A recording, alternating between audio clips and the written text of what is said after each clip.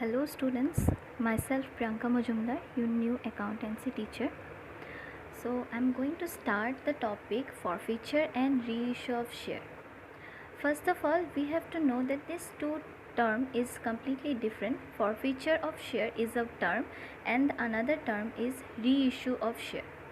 Now we are going to discuss what is forfeiture of share.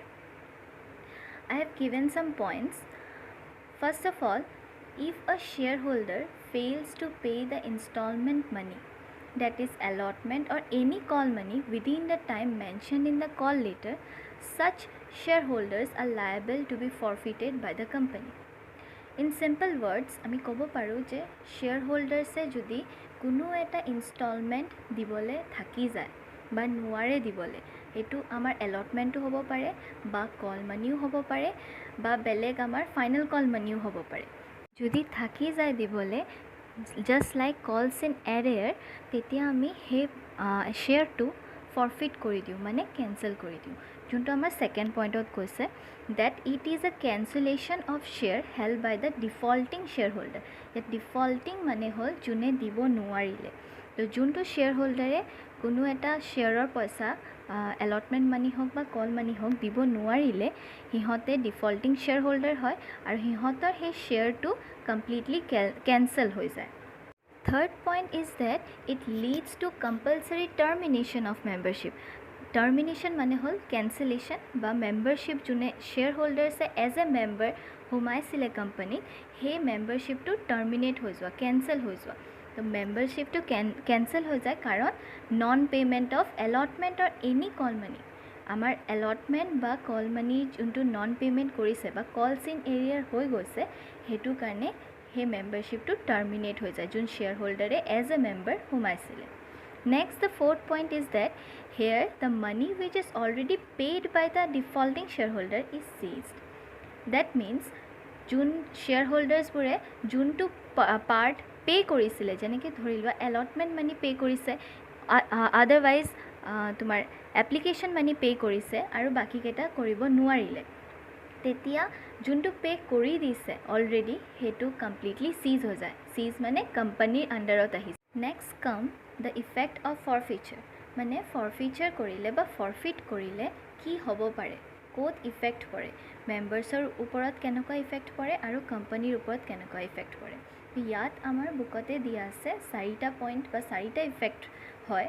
First of all, termination of membership of the shareholder, মানে membership যোন শ্বেয়াৰহোল্ডাৰে as a member সোমাইছিলে কোম্পানীত, সেই শ্বেয়াৰহোল্ডাৰৰ মেম্বাৰশ্বিপটো cancel হৈ যায় বা ওলাই যায় সেই শ্বেয়াৰহোল্ডাৰটো।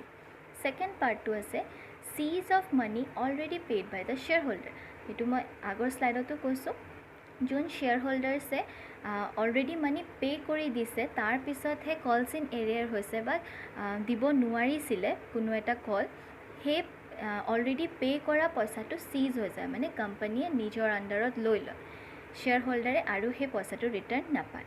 The third point is ownership of forfeited share lie in the hand of the company. ইয়াত কৈছে যে ফৰফিটেড শ্বেয়াৰ, যোনটো শ্বেয়াৰ কেঞ্চেল কৰি দিছিলে শ্বেয়াৰহোল্ডাৰক বা ফৰফিট কৰি দিছিলে, সেই শ্বেয়াৰটোৰ অ'নাৰশ্বিপ, মানে শ্বেয়াৰটো এতিয়া কোম্পানীৰ শ্বেয়াৰ বুলিহে জনা যাব, এতিয়া শ্বেয়াৰহোল্ডাৰৰ কোনো তাত হক নাই। তো অ'নাৰশ্বিপটো কোম্পানীৰ আণ্ডাৰত আহি যায়।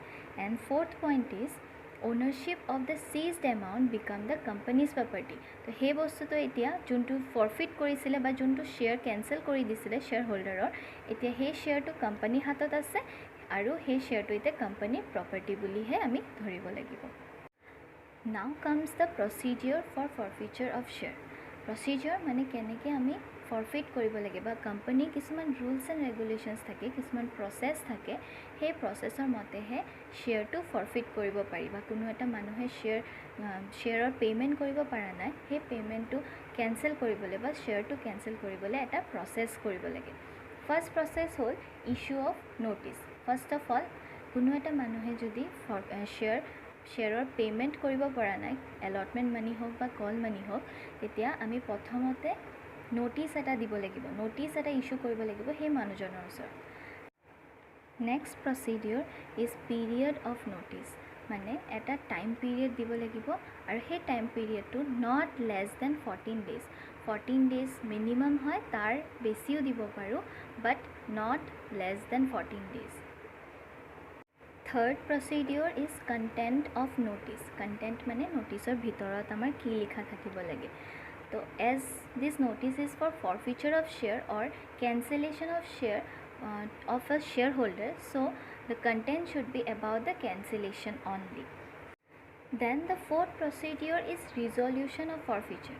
Resolution মানে সিম্পলত ক'ব গ'লে এটা মিটিং হয় য'ত board of director decide কৰে যে forfeiture কৰা হ'বনে নাই বা forfeit কৰা হ'বনে নাই শ্বেয়াৰটো যেতিয়া এটা শ্বেয়াৰহোল্ডাৰক আমি প্ৰথম নোটিছ দিওঁ এটা নোটিছ পিৰিয়ড দিওঁ সেই পিৰিয়ডৰ মতে সেই মানুহজনে পইচাটো দিব নোৱাৰে তাৰ পিছতহে board of director এইটো ডিচিশ্যন লয় যে এতিয়া আমি সেই মানুহজনৰ শ্বেয়াৰটো forfeit কৰিম তো সেই ডিচিশ্যনটো আমাৰ ৰিজলিউশ্যন অফ ফৰফিচাৰত পৰিব নেক্সট লাষ্ট প্ৰচেছ হয় কমিউনিকেশ্যন অফ ফৰফিচাৰ মানে আমাৰ যোনটো ডিচিশ্যন লোৱা হৈছে board of directorৰ পৰা সেই বস্তুটো এতিয়া আমি কমিউনিকেট কৰিম মানে দিম শ্বেয়াৰ হোল্ডাৰ্ছবোৰক জনাম যে এতিয়া আমি তোমালোকৰ শ্বেয়াৰ্ছ ফৰফিট কৰি আছোঁ কাৰণ তোমালোকে নোটিছ পিৰিয়ড বা টাইম পিৰিয়ডৰ ভিতৰত তোমালোকৰ ডিউ এমাউণ্টটো দিব নোৱাৰিলা Now comes the journal entry.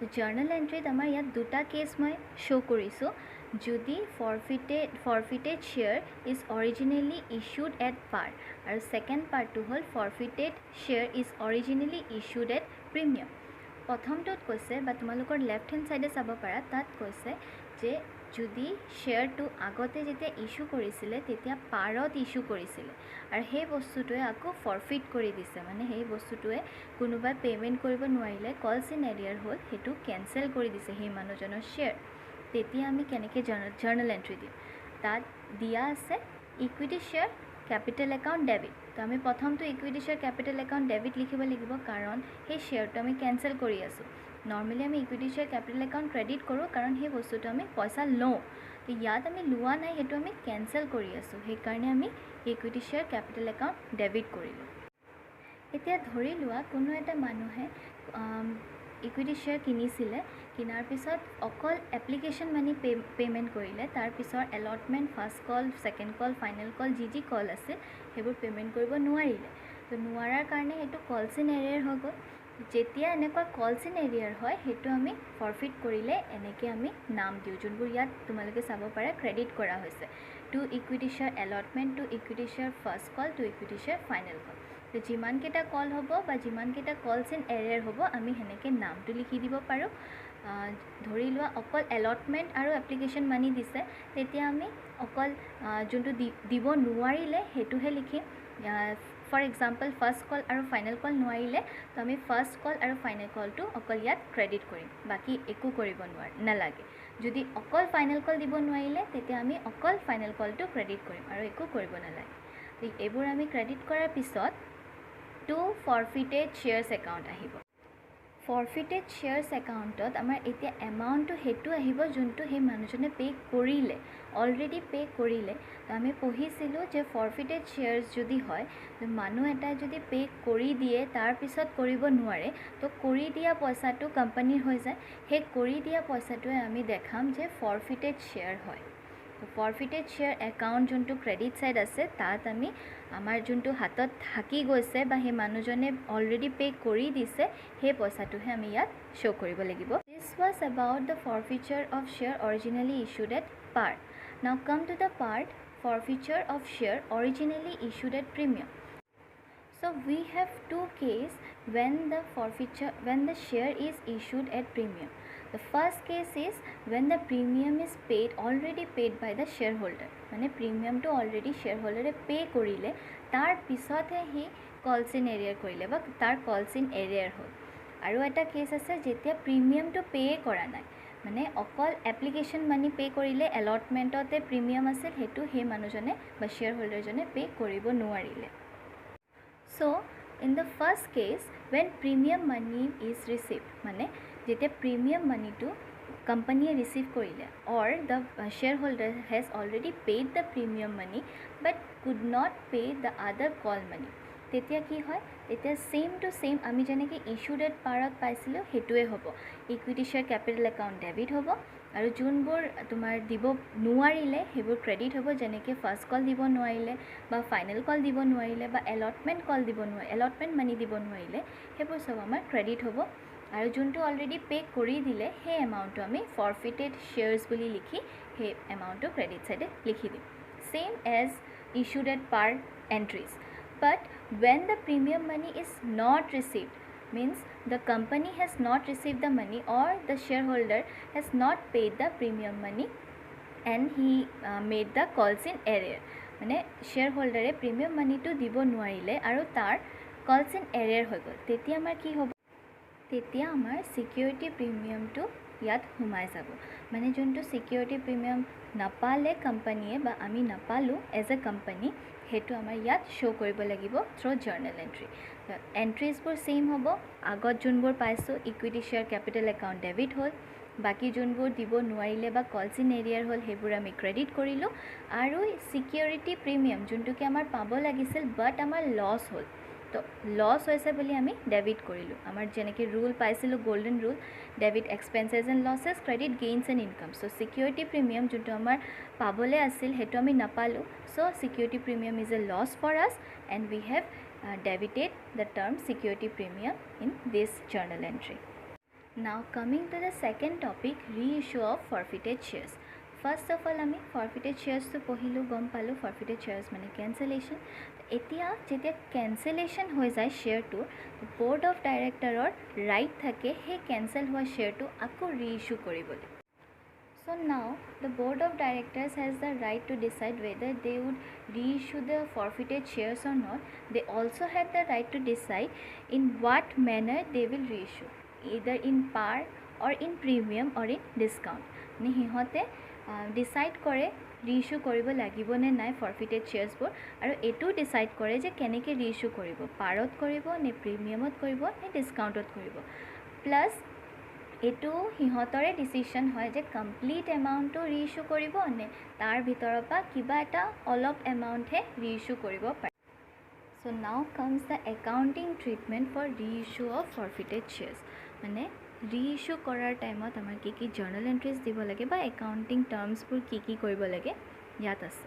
First of all আমাৰ চাব লাগিব যে ৰিইশ্যু কৰাৰ টাইমত অৰিজিনেলি সেই শ্বেয়াৰটো ইছ্যু কৰিছিলে পাৰত নে প্ৰিমিয়ামত। মানে যেতিয়া আমাৰ কেঞ্চেল হৈছিল তাৰ আগত যোনে হোল্ড কৰি আছিল সেই মানুহজনে কেনেকৈ কিনিছিলে, পাৰত কিনিছিলে নে প্ৰিমিয়ামত কিনিছিলে, সেইটো আগত চাব লাগিব।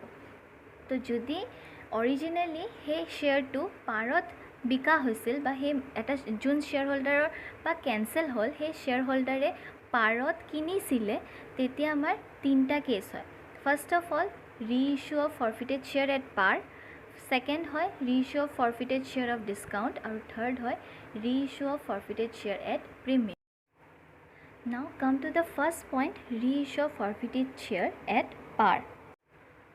So now when the forfeited share is reissued at par, simple journal entry is done here. Here no installment is given because the total amount is completely reissued.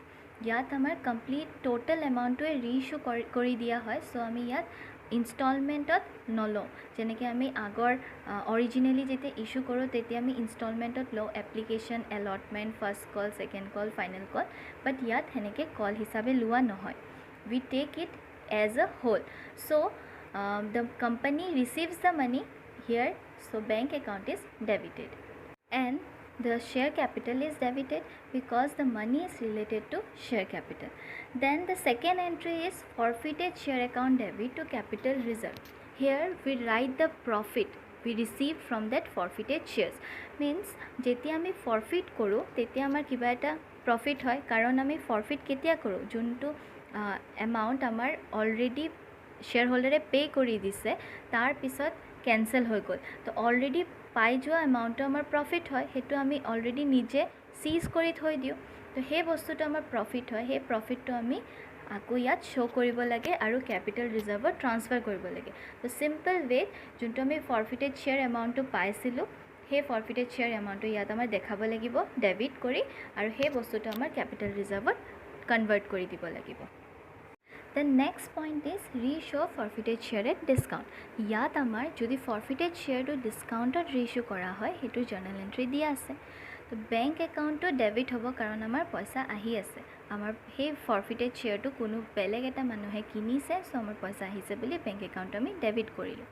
Then আমি ডিসকাউণ্টত দিছোঁ, মানে ধৰি লোৱা 10 rupeesত যদি আমি সেইটো অৰিজিনেলি ইস্যু কৰিছিলোঁ, আকৌ যেতিয়া ৰিইস্যু কৰিছোঁ 8 rupeesত কৰিছোঁ, তো আমাৰ 2 rupees লছ হৈছে, ডিসকাউণ্টত দিছোঁ মানে লছ হৈছে। তো সেই বস্তুটো আমি forfeited share একাউণ্টত ডেবিট কৰিব লাগিব। তো forfeited share একাউণ্টত ডেবিট কৰিলে আমাৰ সেই লছ, এই বস্তুটো লছটো আমাৰ ওলাই পৰিব। সেইকাৰণে forfeited share একাউণ্টটো ডেবিট কৰা হৈছে। আৰু লাষ্টত যোনটো শ্বেয়াৰ কেপিটেল হয় আমাৰ টোটেল বেংক একাউণ্ট আৰু forfeited share আমাৰ যোনটো লছ হৈ আছে সেইটো প্লাছ কৰি পিনে ডাইৰেক্ট আমাৰ শ্বেয়াৰ কেপিটেল একাউণ্টত লিখি দিলে হৈ যাব।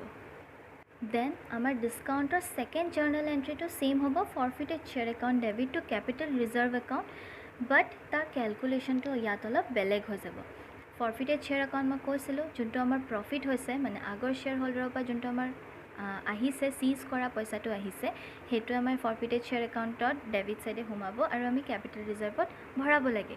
বাট ইয়াত কি হৈছে, ডিসকাউণ্ট হৈ আছে, ডিসকাউণ্ট মানে আমাৰ লছ হৈছে। লছ হৈছে কাৰণে যোনটো আমাৰ forfeited share একাউণ্ট ডেবিটত পইচা সোমালে হয়, যোনটো আমাৰ প্ৰফিট হৈছিল আমি গম পাইছোঁ, সেই প্ৰফিটৰ পৰা যোনটো ডিসকাউণ্টত লছ হ'ল সেই লছটো মাইনাছ কৰি পিনেহে আমাৰ forfeited share capital account debit to capital reserve journal এন্ট্ৰিটোত এমাউণ্টটো সোমাব। থাৰ্ড নম্বৰ কেছটো হ'ল reissue forfeited share at premium। ইয়াত আমাৰ যদি প্ৰিমিয়ামত আমি ৰিইশ্যু কৰোঁ, forfeited share ইস্যু কৰিছিলোঁ আমি, মানে যোনটো আগৰ শ্বেয়াৰ হয় সেইটো আমি ইস্যু কৰিছিলোঁ পাৰত, বাট আকৌ যেতিয়া ৰিইশ্যু কৰিছোঁ সেইটো আমি প্ৰিমিয়ামত ৰিইশ্যু কৰিছোঁ। তো প্ৰিমিয়াম হয় সেইটো আমাৰ লাভ হয়। সেইকাৰণে চিম্পলত চাব গ'লে ওপৰৰ দুটাটো সেম হ'ব, বেংক একাউণ্ট ডেবিট পইচা আহিছে আৰু সেইটো আমি শ্বেয়াৰ কেপিটেলৰ পইচা হয়, so share capital account credit কৰিলোঁ, আৰু সিকিউৰিটি প্ৰিমিয়ামটো আমাৰ ক্ৰেডিট সাইডে সোমাব কাৰণ সিকিউৰিটি প্ৰিমিয়াম আমাৰ গেইন হয়। তো গেইন আৰু ইনকামবোৰ আমি সব ক্ৰেডিট কৰোঁ, সো ইয়াত আমাৰ সিকিউৰিটি প্ৰিমিয়ামটো ক্ৰেডিট কৰা হৈছে। দেন নেক্সট জাৰ্নেল এন্ট্ৰি হ'ব forfeited share account debit to capital reserve. ইয়াতো সেম, যোনটো আমাৰ প্ৰফিট আছে বা প্ৰফিট পালোঁ সেই প্ৰফিটটো আমি forfeited share ডেবিট কৰি কেপিটেল ৰিজাৰ্ভত ট্ৰান্সফাৰ কৰি দিম। Next part is when shares are originally issued at premium। মানে যেতিয়া শ্বেয়াৰ্ছকেইটা নতুনকৈ যেতিয়া ইস্যু কৰা হৈছিল ফাৰ্ষ্টত, তেতিয়াই প্ৰিমিয়ামত ইস্যু কৰা হৈছে, তেতিয়া আমাৰ কি জাৰ্নেল এন্ট্ৰি দিব লাগিব, মেইন জাৰ্নেল এন্ট্ৰি এইটোৱে হ'ব, বেংক একাউণ্ট ডেবিট মানে পইচা আহিছে, forfeited share একাউণ্ট ডেবিট ইয়াত মানে যোনটো আমাৰ প্ৰিমিয়ামত ইস্যু কৰা হৈছিল সেই প্ৰিমিয়াম এমাউণ্টটো সোমাব। ইয়াত যোনটো forfeited share একাউণ্ট ডেবিট দিছে সেইটো প্ৰিমিয়াম এমাউণ্টটো সোমাব যোনটো আমাৰ অৰিজিনেলি ইস্যু কৰা হৈছিল। আৰু লাষ্টত যোনটো শ্বেয়াৰ কেপিটেলত আহিব লাগে প্ৰিমিয়াম আৰু বেংকৰ প্লাছ কৰি পিনে সেইটো লিখি দিলে হৈ যাব। আৰু লাষ্ট জাৰ্নেল এন্ট্ৰিটো গম পোৱাই, প্ৰফিট যোনটো হৈছে সেই প্ৰফিটটো আমাৰ ইয়াত ভৰাই দিলে হৈ যাব। So this was all about the reissue of forfeited shares। So মই আকৌ ৰিপিট কৰি দিছোঁ আজিৰ টপিকটো। আমি পঢ়িছিলোঁ forfeited and reissue of share। তো forfeited shares কি হয় সেইটো পঢ়িলোঁ, সেইটো আমাৰ কেঞ্চেলেশ্যন অফ শ্বেয়াৰকে চিম্পলত forfeited of shares বুলি কোৱা হয়। দেন ফৰফিট কৰিলে শ্বেয়াৰ্ছকেইটা যদি কেঞ্চেল কৰা হয় তেতিয়া আমাৰ কি ইফেক্ট পৰে, শ্বেয়াৰ হোল্ডাৰৰ ওপৰত কি ইফেক্ট পৰে, কোম্পানীৰ ওপৰত কি ইফেক্ট পৰে সেইটো পঢ়িলোঁ। প্ৰচিডিউৰ্ছ কি হয়, আমি শ্বেয়াৰ্ছকেইটা ফৰফিট লগালগ কৰি দিব নোৱাৰোঁ, আমাৰ কিছুমান প্ৰচিডিউৰ্ছ থাকে, কিছুমান ৰুলছ থাকে, সেই ৰুল মতেহে যাব লাগে। Next forfeit of original share at par আৰু forfeit of original share at premium, সেই দুটাৰ জাৰ্নেল এন্ট্ৰিজ আমি গম পালোঁ যে পাৰত ফৰফিট কৰিলে কেনেকৈ লিখিব লাগে আৰু প্ৰিমিয়ামত ফৰফিট কৰিলে কেনেকৈ লিখিব লাগে। নেক্সট আমাৰ ৰিইশ্যু অফ forfeited share টপিক আহিলে। দেন ৰিইশ্যুত আমাৰ মেইন জাৰ্নেল এন্ট্ৰিটো চাব লাগিব, যদি forfeited shares অৰিজিনেলি পাৰত ইস্যু কৰিছিলে তেতিয়া ৰিইশ্যু কৰোঁতে পাৰত কৰিলে কি জাৰ্নেল এন্ট্ৰি হ'ব, ডিসকাউণ্টত কৰিলে কি জাৰ্নেল এন্ট্ৰি হ'ব আৰু প্ৰিমিয়ামত কৰিলে কি জাৰ্নেল এন্ট্ৰি হ'ব সেইটো আমি শিকিলোঁ। আৰু লাষ্টত যেতিয়া অৰিজিনেলি সেই forfeited shareটো প্ৰিমিয়ামত ইস্যু কৰিছিলে আৰু ৰিইশ্যু কৰোঁতে কি জাৰ্নেল এন্ট্ৰি দিব লাগে সেইটো আমি শিকিবলৈ পালোঁ। So that's all for today's topic. Thank you.